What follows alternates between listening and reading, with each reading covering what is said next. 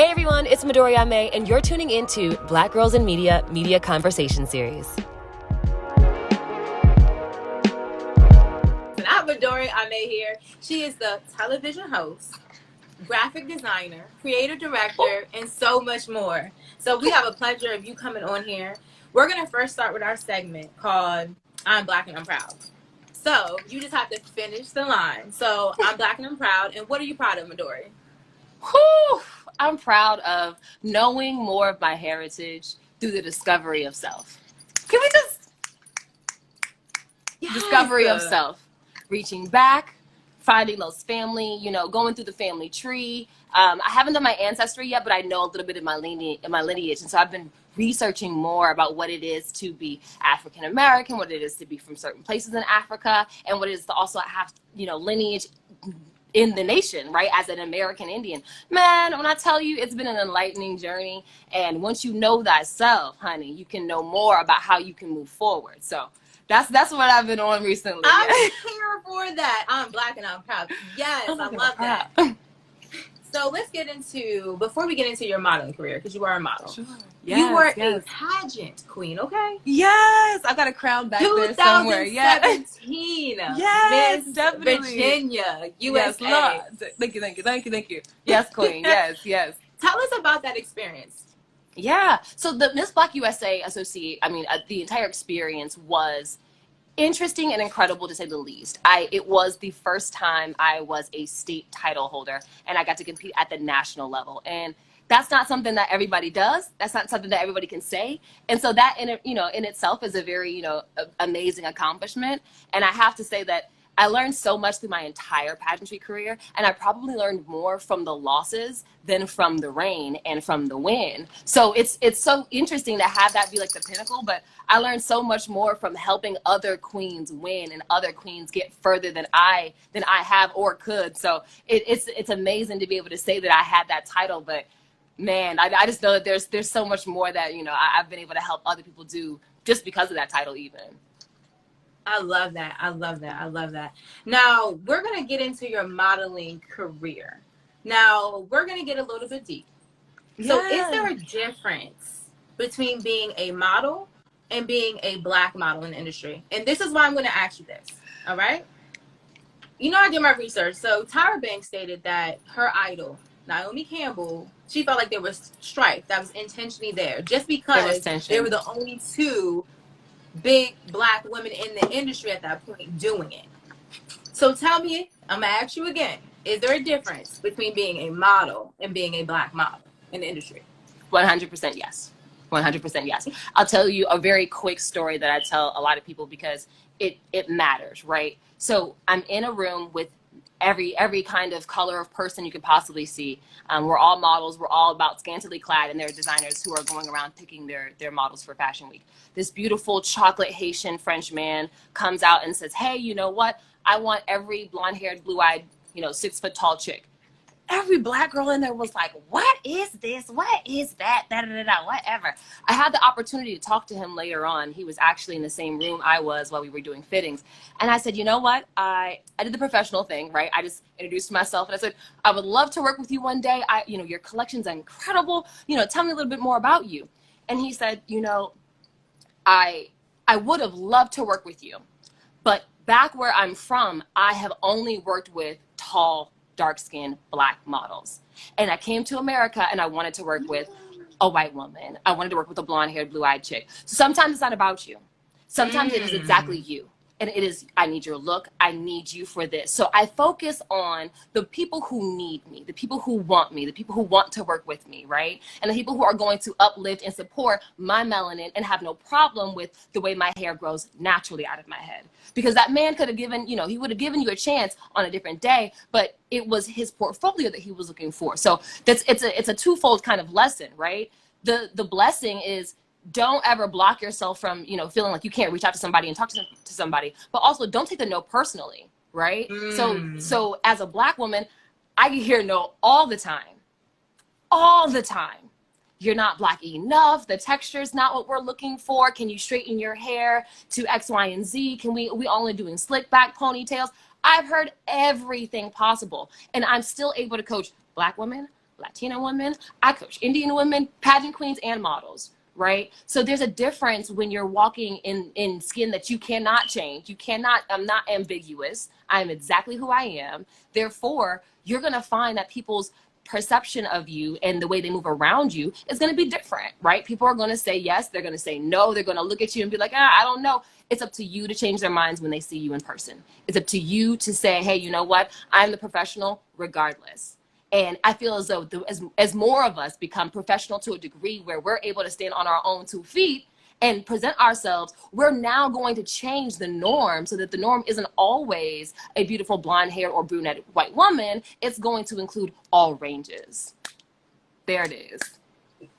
I love that. I love that you went to ask him, because a lot of people be like, you didn't like me. That's it. I'm upset about it. But then I also like that you shine light on the fact of you can't take it always personal, because it may not be you. It may be something that they may be looking for, and it just may not be you. But what do we usually do? We take it personal, and then we start negative self-talking and trying to figure it out. But you're like, I'm not even going down that road. Right. Let me figure out why first. And then after that, then let's now have a different discussion. And maybe you'll be able to work with him in the future if you're what he's looking for. But it's so easy, you know, Midori, to take the way to be like, why don't they don't like me? Yeah. So that's really big of you. And I'm glad that you spoke that piece on here so people can know in general, even if they're not a model. That's fine. Yeah, definitely. Yeah, thank you. I mean, and I feel like that spirit of not taking it personally, that comes from the 4 agreements. So I completely 100% stole that, but I use it and I try to check myself as much as I possibly can. I try to speak as impeccably as I possibly can. And I try to make sure that, you know, I'm putting my best foot forward, you know what I'm saying? But always understanding, I got to give grace. Got to give a little space. I might be thinking a little too, you know what I'm saying? I might be too close to the situation to see, and maybe I'm missing something, right? So I try to check in with myself on a consistent basis. And I was so glad that I took the time to just be professional. And I found out, and now we're friends on Facebook. And, you know, if I'm ever in France, you know, I have this connection that I can go tap into. But how beautiful the story is, you know, as it unfolds, if you just give this person a chance to be themselves and accept them for who they are and where they are and just get to know them, come to find out, he's trying to diversify his portfolio. They won't even know. It ain't even me. That's it. He's just trying to widen the portfolio. Yeah. Love it. So I can imagine there's some models that tapped in on here because we put a model, okay? So what are some tips that for new models or models that are already in industry that want to broaden that portfolio or want to get started? What are some tips for them? Sure. I tell everyone, and I see some of my models that are actually here. I saw Aspen earlier. Hey, girl. The biggest thing that I can tell you is, number one, your headshots have got to be on. So let's just start from the basics. Make sure that you've got a great headshot. We've got a 3/4 length and a full body shot. Something that shows off your figure, something that's very clean. And you should have those updated. So when I say this, I tell people, hey, these shots are great, but these are actually a little old. Your hair's grown out now, or you look different now, or maybe you've dyed it, maybe you've cut it, maybe you've done something different. So let's make sure that your headshots are always matching and they're always up to date. Then push the buttons, you know, do creative things. We're now in an age where you can model from your couch. Kimberly does it. Go find her on Twitter. She's amazing. She makes every single set herself. She's a creative director. She's a model and she's a photographer. And she builds these beautiful scenes and gives you visuals, textures, story, layers from her living room or whatever that room is in her house. And it's so beautiful to see how we're able to change what modeling really is, right? And it's kind of a slippery slope because it's going really quickly into some influencer stuff and we're getting into, you know, a lot of this popularity BS, but it's really interesting to see how you're still able to make such a great impact on this industry by linking up with other creatives wherever you are and kind of expanding with each other and growing with each other, because it's going to take every voice kind of, you know, adding to the community voice. That's what I think. So as we're all kind of moving and shaking, there's a space for everyone to kind of get in for modeling for sure. I like that. And I do know Kimberly. I love the things that she's throwing out there. The creativeness is just like, whoa. Okay. Yeah, no, like, she's amazing. Definitely amazing. Now I paid homage to you. Oh, okay? Queen. So let me ask you, do you know how? Oh my gosh, no, what happened? What happened? Just think about it. Oh my God. Are we both locked up? I mean, you've got box braids. I've got locks in today. I mean, this is, I don't. Now you're about to really laugh about this. The What is glasses with no frames.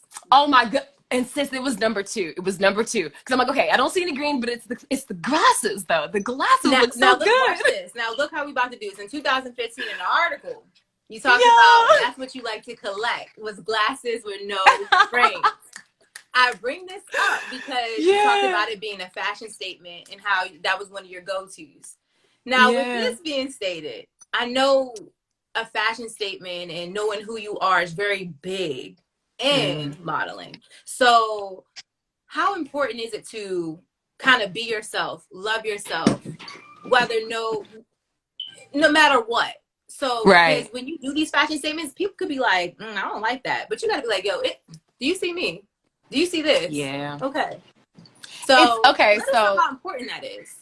It is so important. It's so vital, right? So in an industry where you're going to hear no 70% of the time, yikes, you got to have some sort of backbone. You got to have yourself together, a thick skin, if you will.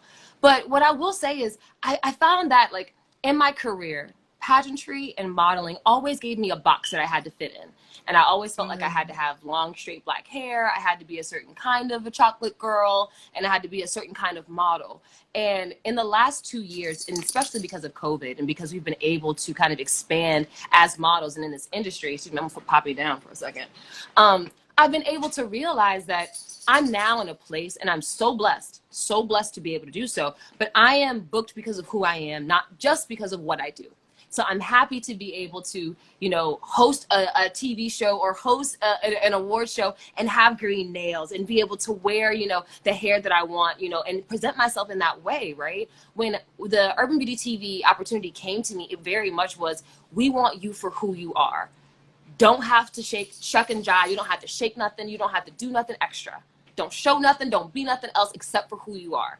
And that was the one thing I always wanted. And now that I feel like I have a taste of it, I now know how important it is to continue to be yourself, whoever you are, however you are, right?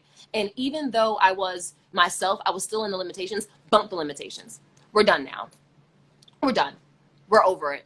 I'm tired of people not living their true selves or waiting so long to find it or get to it or feel comfortable living it. I feel like we all sometimes hide and make ourselves smaller in these moments when we can actually lean into those fears, those insecurities, knock those out, tackle it really head on and push through, right? And in that moment, be your absolute self. That's when you see me on my timeline and I have all green outfits on and a green hair and green colors and everything. That's because that is me. That is my name. That is my namesake. That is my lineage. That is who I am, right? And so it's so beautiful that I feel so connected to this color and I'm able to wear it whenever, when it's unconventional and having green hair isn't professional. We do not care. Oh yeah, we do not care. Okay? We do not care. Okay? You know, you really just have to be yourself because there is somebody out there who wants that special thing that only you have, that only you can make, that only you can bring to the table. And as soon as I was able to shed all of the BS of the Eurocentric beauty standards and everything else, I started wearing my textures. I started rocking different colors in my hair. My nails got inches longer. Girl, I was in it to win it because I just did what made me feel good. And at that point, it was just so clear to everybody else. It radiated to everybody else around me that, you know what, Midori's in her bag. Whatever it is that she is doing her thing and she's on her journey because it was just so clear to other people that like it was important for me to stand up for who I am and no longer just hide and feel like I had to wear anyone else's title. I can be who I am by myself, no title, you know. That's it. Listen, congratulations on getting there because that's a big thing, man. That's a big thing. And like you said, it's nothing small. And when you get to that point of feeling like I can be me, and who else can be me better than me? Who can do me better than me? You know what I'm saying? Wait a minute. Let me show you how to do it. Understand the power that you have that nobody can do that better than you. So just go ahead and do it. You might as well just do it. You might as well just do it. Because if you're not going to do it, no one else is going to do it. That means that thing's not going to be in the world, and there's still going to be that void, and you're still going to be waiting for that thing to come. No, just do it. Go out, be that thing, be that person, you know, and just live out loud. Yeah. I love it. So you brought up your hosting bag, and I was already going to get in that bag. Okay. Urban TV. I'm just loving that for Yes, you. Urban Beauty, baby, we are here. And you've interviewed many people on there, like, you know, a wide range of people. We have, I know Yandy has been on there. Yes. Her Yale Products skincare line. We had Rodriguez for the my Yale products. Yeah. The face to the name, we brought it, honey. This is good stuff, okay? Interviewed her. She is a boss. You and Megan Thee Stallion, girl. Yes. Oh my goodness. Monica with the feature. Yes. Her skincare line. And we needed that. Yes. With the whole routine. She took it all the way off and showed you her real bare beauty. Ugh, girl, so I'm not taking all my makeup off. Yeah, that was I was like, Monica, yes, I knew that. She needs to drop the skincare line, okay? Thank you. But what I wanted to know, and I know many others, is what did you do to get yourself that hosting network, to get that opportunity? You know, you just didn't wake up and get there by night and just said, oh, I'm here. You actually put the work in. So what type of things did you keep doing to get there, to press the envelope? Yeah, sure. That's a great question. And I feel like there's a lot of an intersection between my modeling work and my hosting career, right? There was a lot of fashion shows that I walked and then hosted. So there was opportunities that were always around me that I could tap into, but I just didn't really know until I had the skills, until I had the courage to be able to ask, right? So as I was trying to build up my hosting chops on stage, I also started a podcast. And I had a podcast for 5 years with amazing co-hosts, and we had hundreds of episodes, and I was able to interview even more people, you know, and get to know how, you know, to kind of maneuver with people, right? How to converse, how to have a conversation and not necessarily talk at somebody. So it was interesting that like my modeling career opened a few doors for me. And then the more and more I was able to say, hey, I'm on stage, I have a microphone, I'm on stage with a microphone, I'm talking, people are listening, and I'm getting paid for it. It slowly starts to become the norm. It slowly starts to become, hi, I'm Midori Amae, and I also do this, and I also do this. And I start to, of course, walk that talk, right? So I'm hosting, let me put some more videos out there, maybe do some more drops. I have put a reel together. I went out and I saw out opportunities. I would go to a regular event, a regular show, and say, hey, can I bring my cameraman and do some coverage and do some pictures and do some video work here? Well, what would you think? People rarely said no. And so I was able to find opportunities in the places where I already was, create opportunities, and then this solidified a portfolio and a body of work for me to then have opportunities come to me.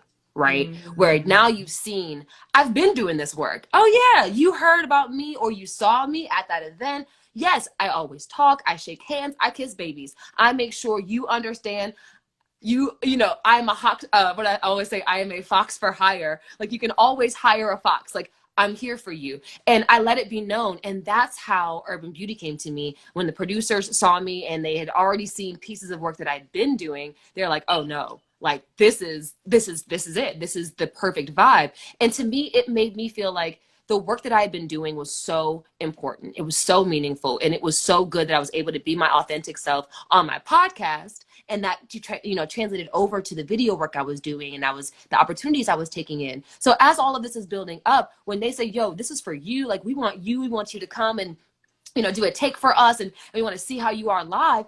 It's an honor, but it's also like, yo, let me show y'all who I am. Like it's the moment to prove, so you got to back it up with the work and the practice to be able to perform in that moment. And I feel like everything I had been doing had been prepping me for that, on top of pageantry, being on stage, taking interview questions, watching the news, admiring people who are doing the thing I want to do, studying the craft. Who else is doing this? What are you learning in school that I might not have access to? Where can I get access to that information, right? And just being in the place where news is happening or where that thing is happening, right? If you want to host entertainment, get on the blogs, start a YouTube channel, do all those things to get you there, right? And then pitch yourself. Because at that point, you're doing the thing you want to do, right? You just want to do it on another level. That's all right.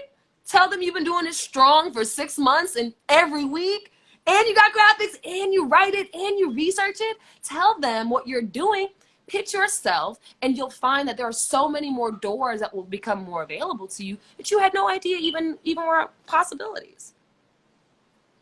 You see what you said there? Like, you said a whole lot there, but Listen, what I got from it is start.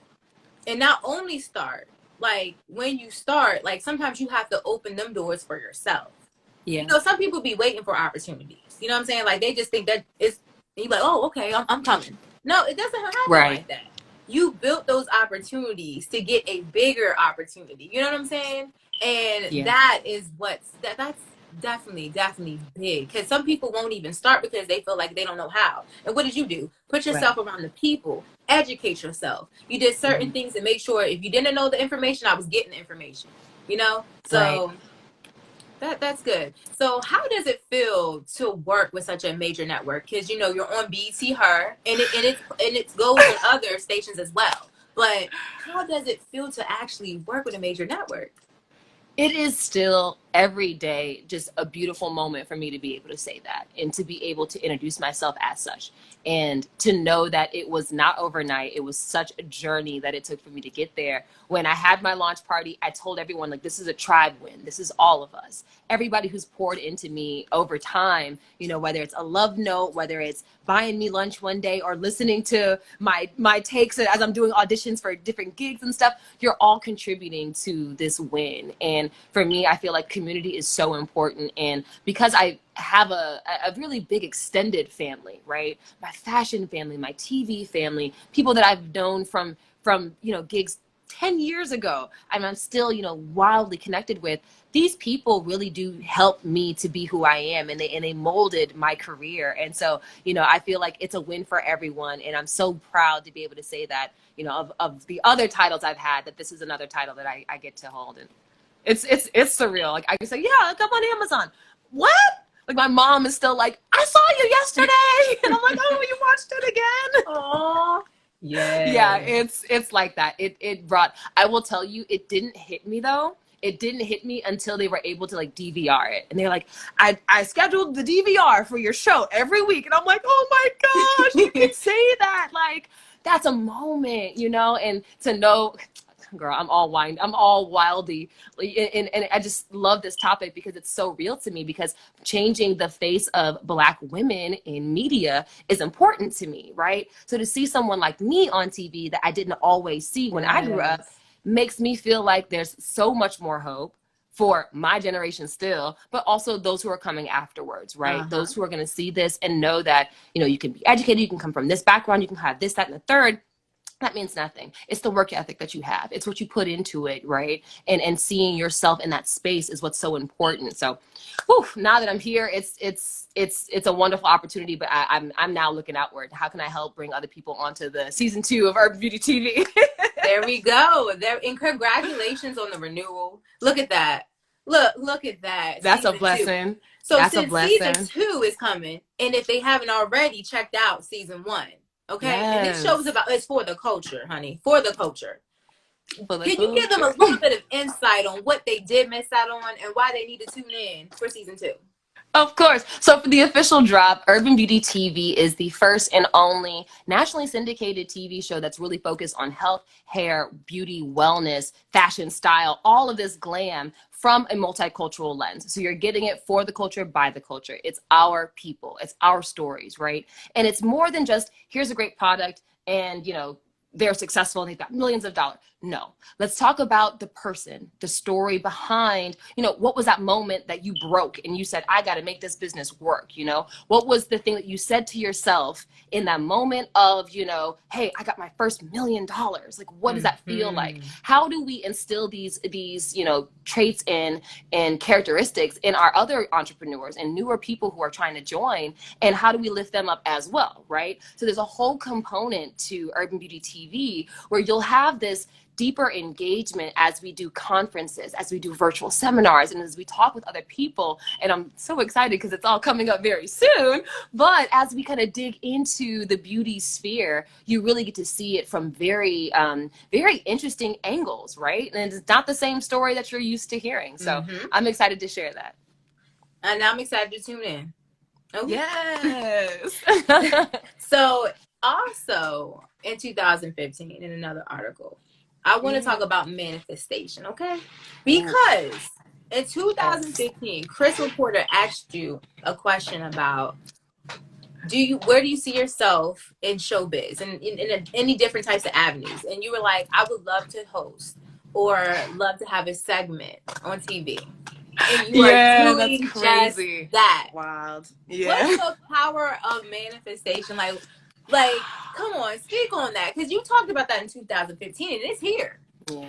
It's coming around twice. Yeah. For season 2. Okay. And you know what? It's so beautiful how it's come, and it's not been easy. It's not been something that I thought that I could have planned out myself, right? I thought I was moving to Cali. I thought I was going to leave the DMV area and I was going to find my riches and find my success somewhere else. And here I am blooming where I was planted and being able to make the most of this amazing space and turn it into something even bigger, right? So for me, I thought my dreams were like this, right? I didn't think about BET. I didn't think about BET. I have now, because of this one show, I've now hosted another show for BET, and I was the voice of the BET Awards Year of the Black Woman special, and I'm freaking out because people know my voice now. It's incredible how even the advent of Clubhouse, no one could have planned for Clubhouse to pop off the way it did, but because it did at the time it did, I got a microphone. I had been doing voiceover work, and I started narrating and reading books on Clubhouse and got picked up for gigs. Whoa. Your dreams are only but so big, right? And I can say that in confidence because there's so much more out there that you don't even know is happening around you, around the situation that you're walking into, that you walked out of, away from, that you dodged. There's so much going on that it's amazing to even think that I even had a plan. Like I even thought about like, oh yeah, I'm a hosting. I had no idea how I was going to get there. I just knew I was going to get there scrapping and making it my own way. And then to be here and to know it took me 2 years. It took us 2 years to get the show to air even in 2021, right? We had been slated for 2020, pandemic happened. Mm-hmm. So in the beginning, we were actually slated for a full year earlier, and we had, I kid you not, I was so sad. I came back from Bermuda. I went on a Valentine's Day trip to Bermuda. I came back, they canceled everything. We had international tours. We had panels. We had in-person activations in different cities. My whole heart just fell. It just dropped, fell into my stomach. And I thought that my whole entire dream was gone because of COVID.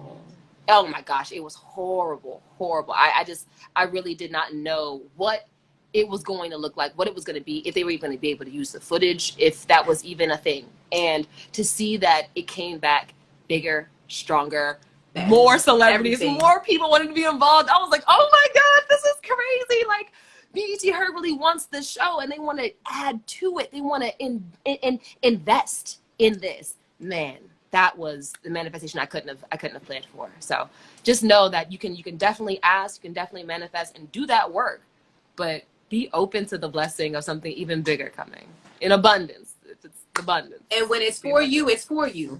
Okay. If it's for you, it's for you. You saw my post. You saw my post. It's there. You can't erase it. You can't do nothing. Yes. You know what I'm saying? Yes. Already now, a lot of people love to talk about the glitz and glamour about what they're doing. You know, I mean, it's easy, right?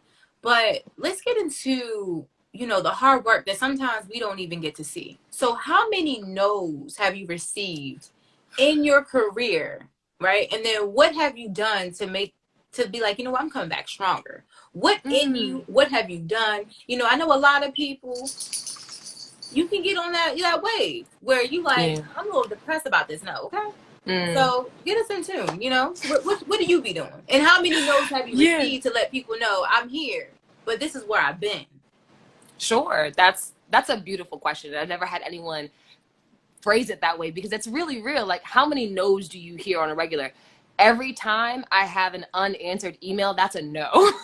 If you don't get a response in 24 hours, I'm sorry, honey, that's a no. So it's interesting that there's a lot of projects that you're just like hoping you're hoping you'll hear back. And you're like, it's been 48 hours. It's been 3 days. It's been a week. I hear a lot of no's.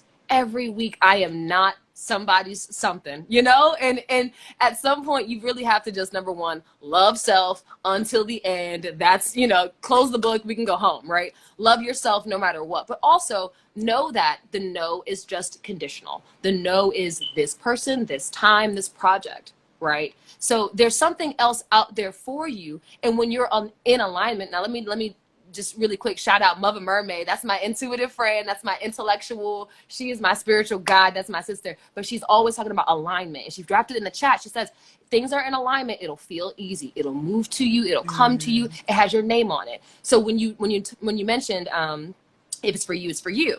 The post I was referring to was I had a meditation session earlier this morning, and I had some words that kind of came to me, and this phrase just stuck with me. And I said, if it's for you, it's for you, right? If it's for me, let it come to me peacefully, swiftly, and in abundance. And that's how I really see things moving, right? If it's going to come to you, it's going to come to you with ease. It's going to come to you. And mind you, ease doesn't necessarily mean no trial, no tribulation. It means you were prepared for the trial. You were prepared to handle the jump. You know what I'm saying? So it's not going to always be, oh, there's nothing standing in my way. You're going to be prepared for whatever it is, and it will still come to you. It will still bring and ring so true to you. Come on, man. So Mother Mermaid's in the captions, in the comments, she says, ask, believe, align your actions, and receive. I'm done preaching. Look, I'm done. That was it. That is beautiful. That's how you handle the no's. That's how you handle the no's.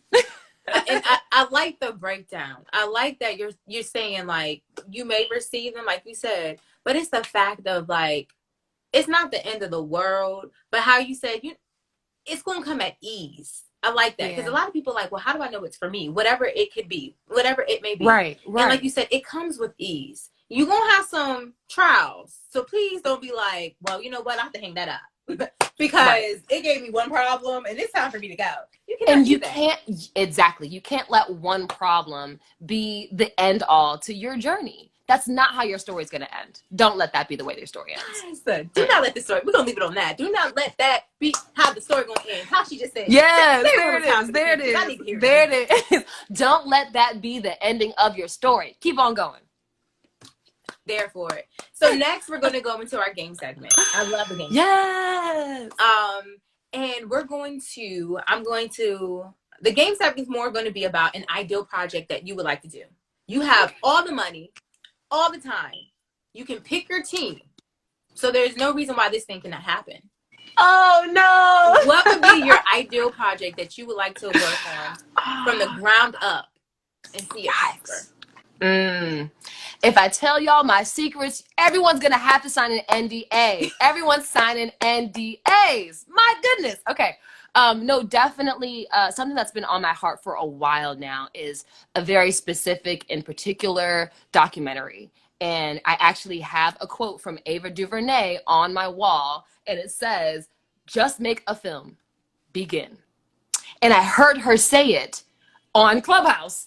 And to be able to have that moment from somebody who is so far and yet so close, that's what touched me. And I took that away from her. And so if I were to do this dream project, I would love to actually get somebody like, and this is going to sound so silly, but like, I would definitely love for Ava DuVernay to come on board. But I want the feel and the style and the grittiness of like a Vox Media, right? Like I do love how their style, and Vox and Vice, how their style of the documentaries are, where it's very, in your face, it's very real and very raw. So I really want an indie production group. So I've got a couple people that could kind of tap into, but yeah, it's interesting. I think Ava DuVernay would be at the top of my list, leading the team. Oh, nice. Yeah, for sure. Yeah.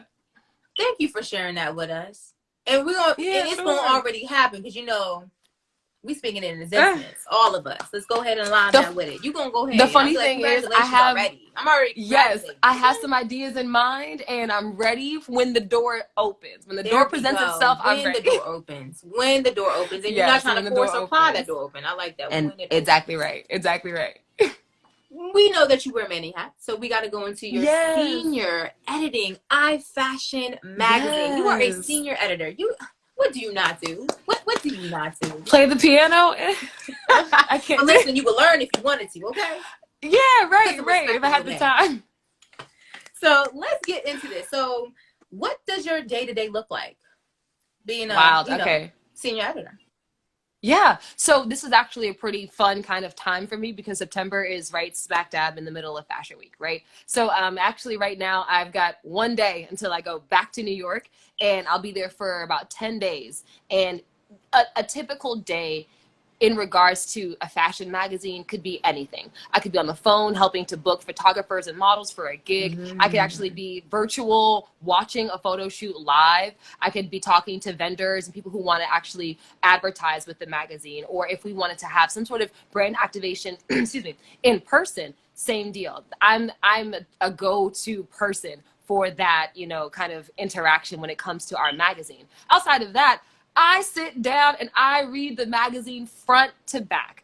I look at every grammar note, oh my gosh, the commas, the comma splices, everything from the little alignments of pictures and strokes on images, just to make sure that everything really does come out crystal clear. I love what I do so much because of the design aspect. The other things that I do are fun and they're cool and they're great perks, but I love sitting down and getting the words right, getting the story right, getting the sentiment on that page looking beautiful, because when you have it physically in your hands, it means something, right? And for those who are able to go to Brooklyn and go to a newsstand and pick up iFashion magazine, I want you to have a beautiful experience. Full bleed photos, you know, from cover to cover, just high quality. And so for me, I get the most joy from actually sitting down on my iPad, going through with the editor-in-chief and making edits to the actual magazine.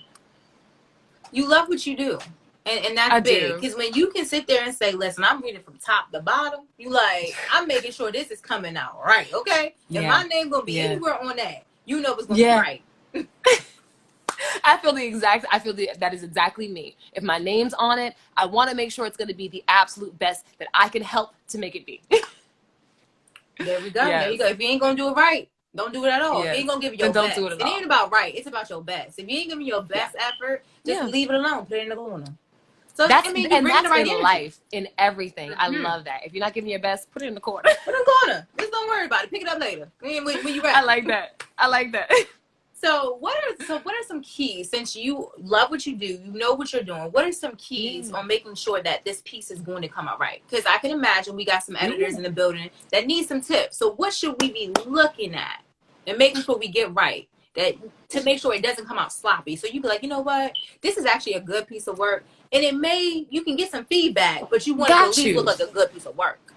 Sure. So when it comes to editorial work, I look at angles. I look at juxtaposition of the actual composition of the photo. So the person, the things in the background, whether there are props there, right? I'm looking at the model's angles and whether they're actually able to tell the story of the garment. Yeah. Are you selling me desire because it's a fragrance, or do I physically feel warm and cozy because I'm seeing you in a sweater, right? So I want to feel the emotion from what you're selling me in those images. Now, if we're going for full beauty, full artistic editorial, which a lot of people are really big on, especially during COVID, you can do a whole bunch of creative shoots with your friends, and I love that, right? If we're going for that, it very much is, now I'm looking for tones and colors in the photography. I'm looking for the eye from the photographer. Hopefully, you're taking something that's mundane and average and you're catching it from a very specific angle that gives a little bit more emotion, right? So if I'm looking for something artistic, I'm thinking more so of the photographer side. Maybe the model has great posing features and a great stature, and they're able to really move and give to the image a little bit more than the average. That's really what's going to make your imagery stand out and really just captivate an editor and really get you published. I like that. I learned something right here. Like, now when I look at the magazine, I'm going to feel like I'm a senior editor. I'm going to be like, take a look. Are you giving me in this sweater? Because I feel like I'm feeling chilled. I don't know. Am I feeling chilly? Is this I'm feeling like you're cold in the sweater, so there may be something wrong.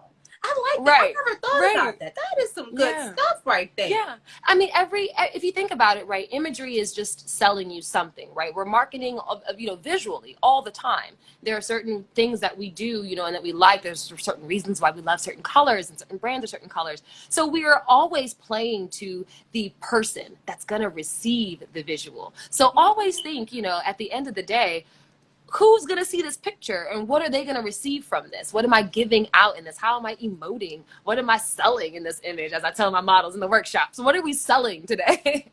There we go. Yeah. Okay. Listen, I done learned something already. Okay. Yes, most definitely. We got to jump into your entrepreneurship. 2010, you came out with your own business. Okay. Yeah. You have won awards for even things that you've done for your clients for marketing. You're an award-winning graphic designer. So thank you. We know you love your work, okay? How did you make sure that you could, make your clients happy? Because we do have some entrepreneurs in the building. How do you make sure you make your clients happy? What are your things that you're thinking about when you're thinking about them, their product, and making sure it comes out right? Sure. So we often, I think that we as creatives have our own way of seeing businesses and our own way of, tackling a logo, right? For instance, I'm not going to make it the same way you would make it, the same way she or he would make it, right? So I try to give my absolute best, and I tell them that what you're getting from me is me. You're getting my 10 years of experience, my traveling around the world, touching fabrics and textures and looking at fonts and knowing the color numbers without having to, look it up. That's what you're getting, right? You're going to get my absolute very best. And what I do is I put this, what I call this Emerald Fox standard, right? The Emerald is one of the, I'll dig into it a little bit, but the emerald is one of the hardest cuts, right, of a stone. It's very meticulous. It's got a lot of different facets to it. Because of that, the stone itself has to be very pristine. It's got to be a very nice quality stone.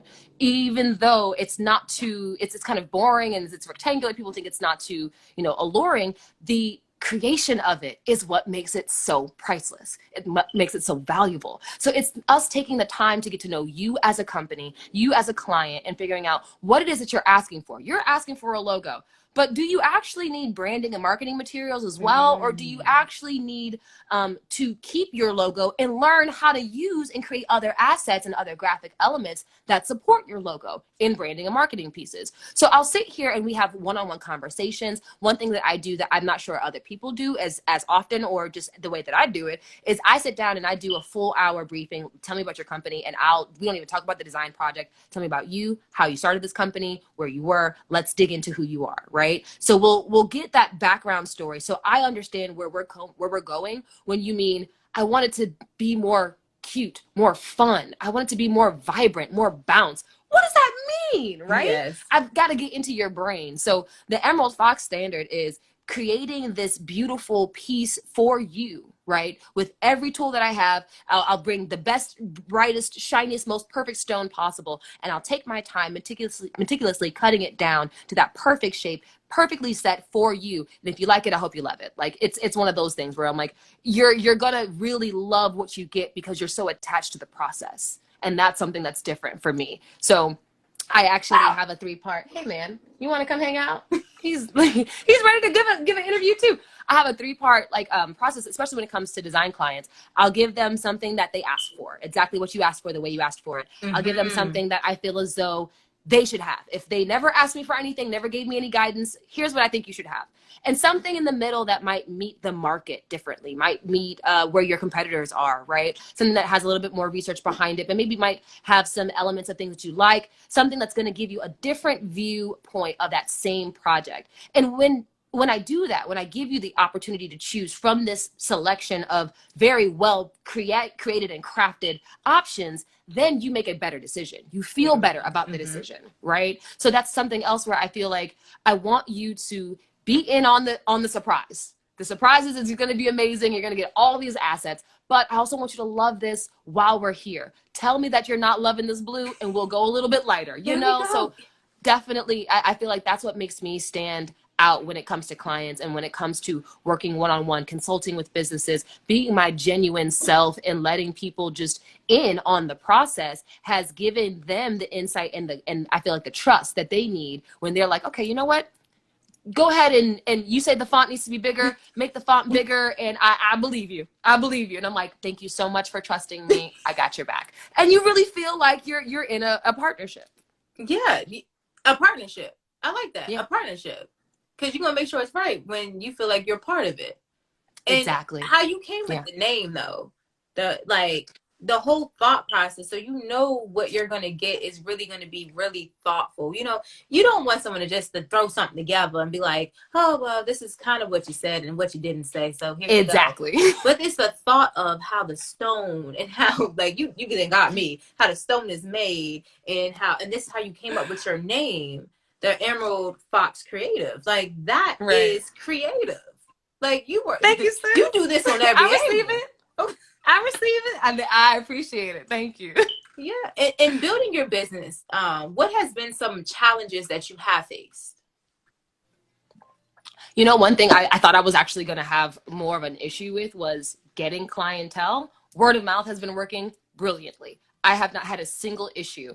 I'm able to tap into my consulting work in various seasons too, because I offer certain services in certain seasons. As you know, for instance, we're in Fashion Week. I'm doing a lot more model runway, a lot more consulting from the beginning of August all the way through the end of September, even into October when we end Fashion Weeks, right? So I love that I'm able to ebb and flow and offer so many different things to different people, but it really does kind of like boil back down to, you know, I want to make sure I have the best product that goes out. I want to make sure that I am giving my absolute best in everything that I'm doing. So as long as I'm transparent, as long as I'm really kind of giving myself to the process, everything's going to work out well. Everything's going to turn out perfectly fine. Was there another part to your question? No, it was the challenge, but you already presented your challenge. That's not even a challenge because like you stated that you thought it was going to be getting clientele, but it hasn't because the word of mouth. But it's because what you're giving out. You're giving out great product. Yes. That's what I feel. It's crazy how you think a challenge is going to be a challenge before starting, and it's not. It's already worked itself out. Exactly. Again, the manifestation, you want your business to be successful, of course. So you're going to manifest certain things for your business. You want yourself to be, you know, that entrepreneur spirit and all of that jazz. That's great.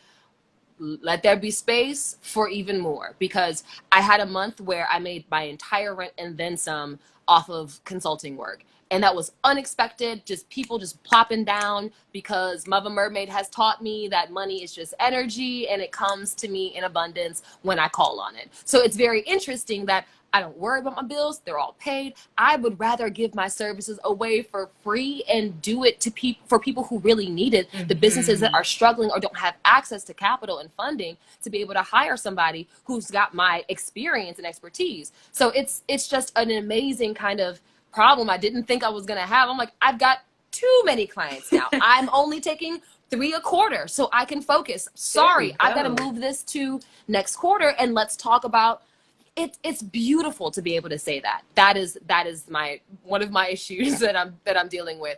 Outside of that, I will say I think that as an entrepreneur, anyone who has to hire somebody under you, as soon as you bring on that second person, as you're building your business, you're slowly giving away pieces of it to other people. And I'm still learning how to give a little piece of my baby away to somebody and have them just go off and make it magical in their own way. And I've had great help when it comes to one of my other ventures, actually Pray and Slay, which came from a pageant platform that I had back when I was Miss Black Virginia USA. And when I really thought about moving that forward, I needed somebody to join that team. And I hired her as an intern, actually. And it was one of the most fruitful experiences as an entrepreneur and as a business owner, because I had never let somebody else take the reins before.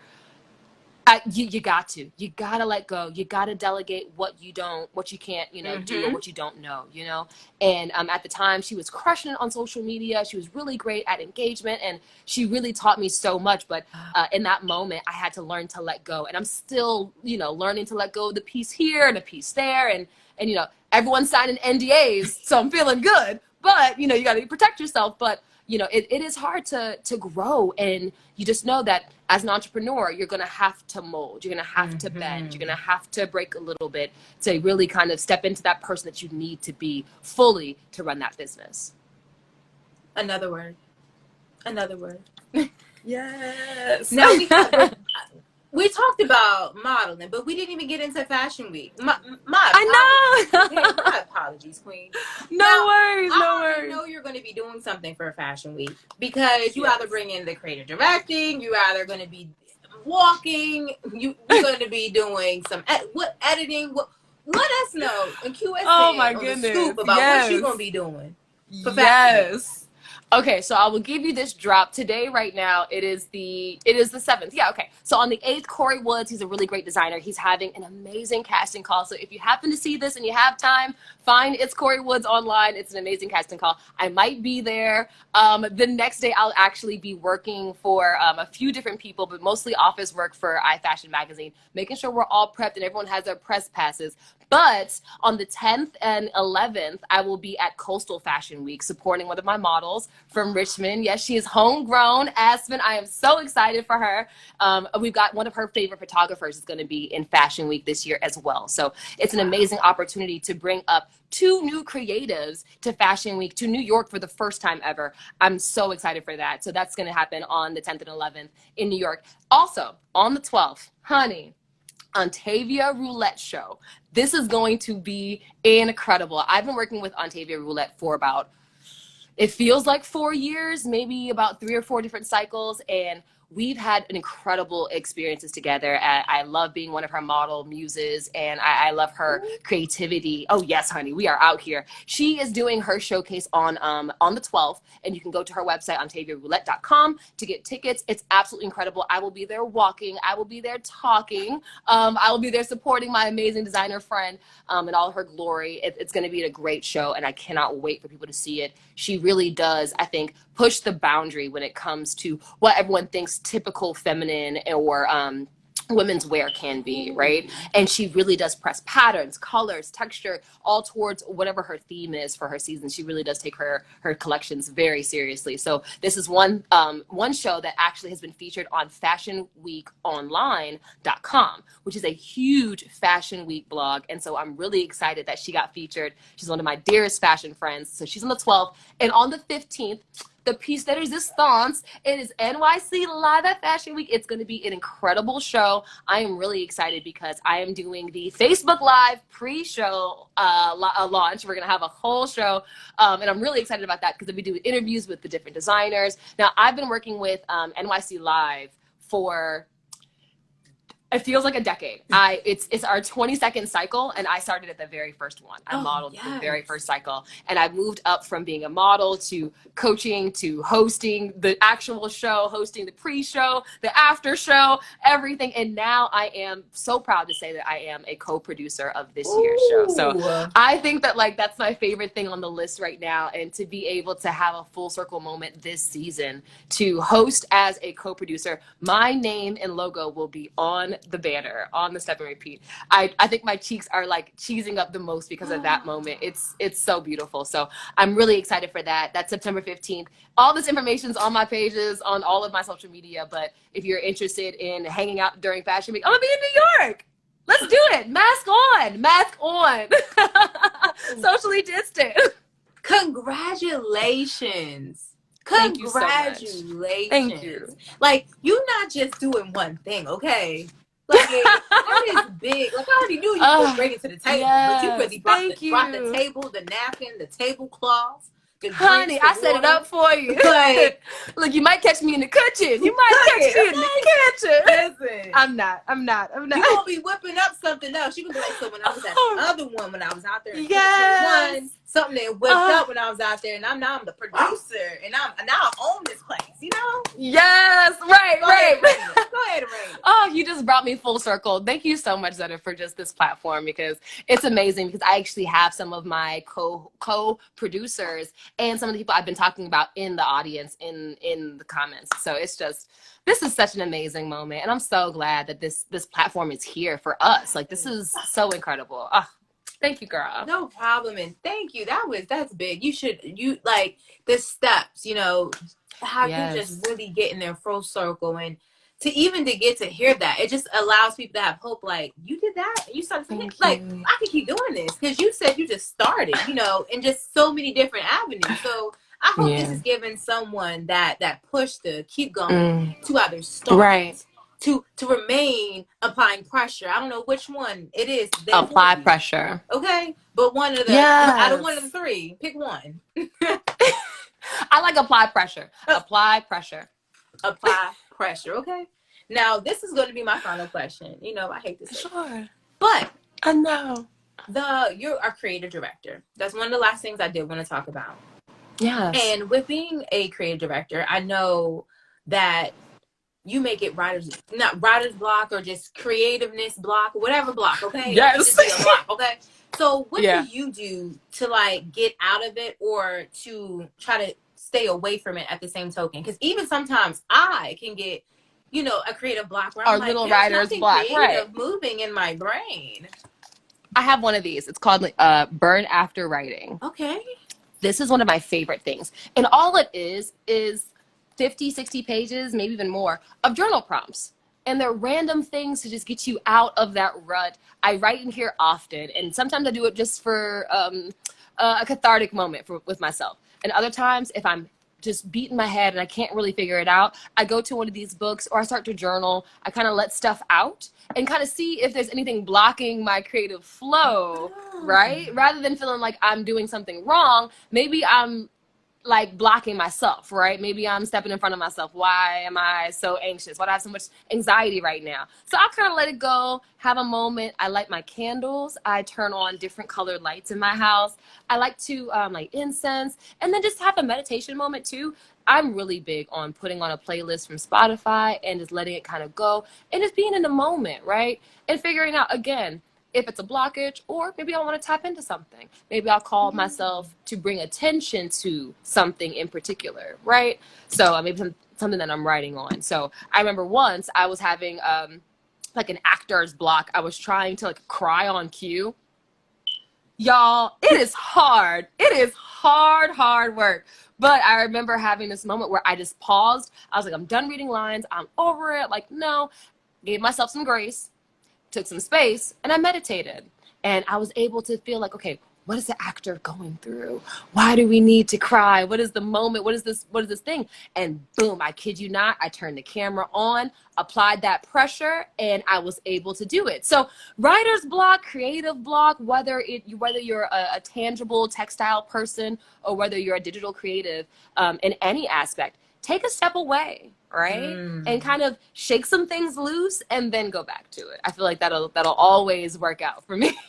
Ah, yes. And then the one thing that I definitely took from that is you saying like I was making sure that you write and then seeing what the pattern is of what you're writing, because that could be the block. Like I never thought about that. That is a gem right there. Like the thing, like write it down and be like, oh, it's this. It is this. So either I need to remove or something, like find a solution.